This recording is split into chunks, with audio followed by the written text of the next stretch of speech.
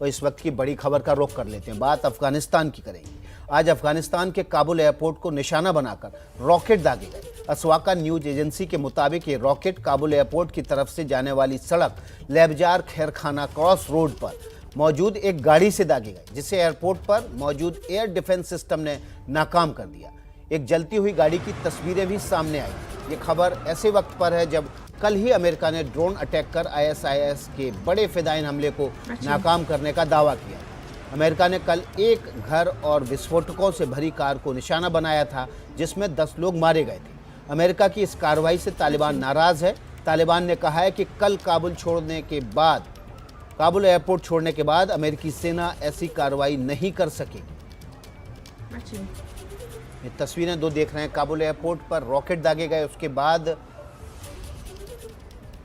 Kabul university road पर एक जलती हुई कार की तस्वीरें भी देखी गई। 31 अगस्त के बाद तालिबान ने धमकी दी है कि अमेरिका इस तरह की कार्रवाई नहीं कर पाएगा।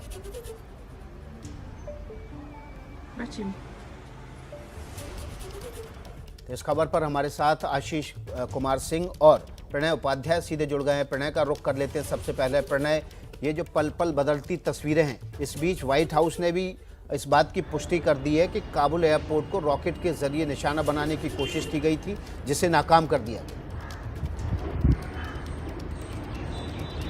जी बिल्कुल, अमेरिकी राष्ट्रपति जो बाइडेन को जो अमेरिका के NSA हैं जैक सलिवन, उन्होंने इस चीज को और सीनियर कमांडर्स के साथ में इस चीज को रिपोर्ट किया है कि काबुल एयरपोर्ट पर एक बार फिर हमले की कोशिश की गई थी, जिसके अंदर रॉकेट दागे गए। सुबह करीब 7 बजे के करीब 5 रॉकेट दागे गए हामिद करजाई इंटरनेशनल एयरपोर्ट के करीब। लेकिन जो एयर डिफेंस सिस्टम है, CRAM मिसाइल्स तैनात की हैं अमेरिका ने वहां पर, उसने इन रॉकेट्स को जो है न्यूट्रलाइज किया है या इन्हें इंटरसेप्ट किया है और ये हिट नहीं कर पाए। ये बीते 24 घंटों की अगर हम बात करें विकास, तो 24 घंटों के अंदर ये दूसरा मौका था जब हामिद करजाई इंटरनेशनल एयरपोर्ट को, जहां से कि US ट्रूप्स का, अमेरिकी सैनिकों के विड्रॉल की प्रक्रिया जारी है, विदेशी नागरिकों को की निकासी की प्रक्रिया जारी है, उसे निशाना बनाने की कोशिश की गई और इस कार्रवाई को अमेरिका ने न्यूट्रलाइज किया है। 24 घंटे में ये दूसरा मौका था जब एक आतंकी हमले को अमेरिका ने नाकाम किया है। लेकिन सवाल अब भी ये बरकरार है कि अमेरिका के जाने के बाद क्या 31 अगस्त के बाद तालिबान जो दावे कर रहा है वो काबुल को और अफगानिस्तान को सुरक्षित कर पाएगा? क्योंकि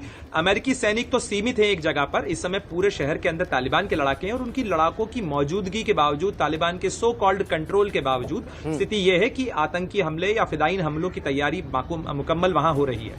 जी बिल्कुल। तो प्रणय, ये जो सवाल आप उठा रहे हैं, इसी सवाल का जवाब हम आशीष कुमार सिंह से ले लेते हैं। आशीष, तालिबान के लड़ाके जब शहर में सब जगह हैं, उसके बावजूद यूनिवर्सिटी रोड से काबुल एयरपोर्ट पर रॉकेट दागे जा रहे हैं, कहीं तालिबान का इसमें मौन सपोर्ट तो नहीं?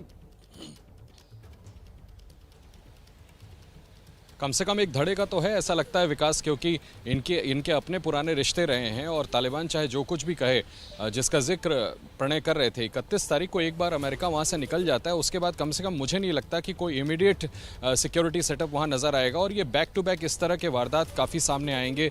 चाहे तालिबान से अलग दूसरे टेरर ग्रुप्स हों जो सॉइल से काम कर रहे हैं, जिनका तालिबान से लंबे समय से संपर्क रहा है, या तालिबान से राइवलरी रही है। खुद तालिबान के अंदर इतने सारे फैक्शंस हैं कि किस किस को तालिबान कंट्रोल करेगा, कोई ऑर्गेनाइज्ड फोर्स तो है नहीं। और जब अमेरिका की प्रेजेंस में इस तरह का अटैक हो सकता है, तो मुझे लगता है writing on the wall is very clear Vikas. आने वाले दिन बहुत ही ज़्यादा डिस्टर्बिंग रहने वाले हैं अफगानिस्तान के लिए। इसको तालिबान कैसे कंट्रोल कर सकेगा, इस पर बहुत बड़ा प्रश्न चिन्ह है।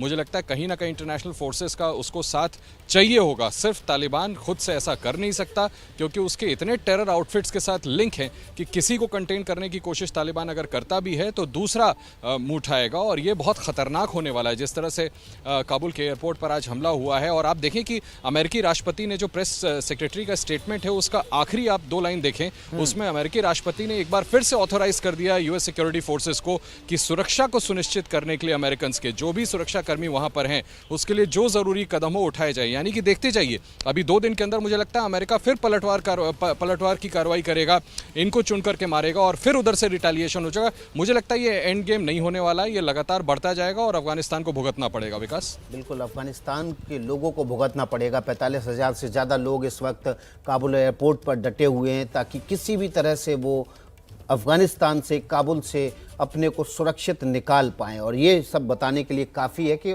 दरअसल अफगानिस्तान में किस तरह से तालिबान राज के बाद दहशत है।